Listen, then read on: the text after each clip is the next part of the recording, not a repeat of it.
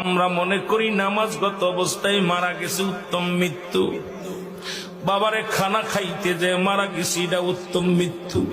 সড়ক দুর্ঘটনায় মারা যায়, গমের ঘরে মারা যায়, কত না দুর্ঘটনায় মারা যায়।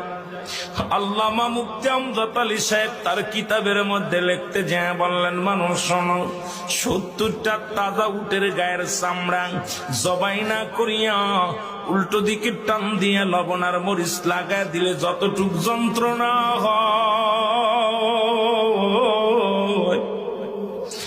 এর চাইতে 70 গুণ যন্ত্রণা হলো একটা সাধারণ মৃত্যু।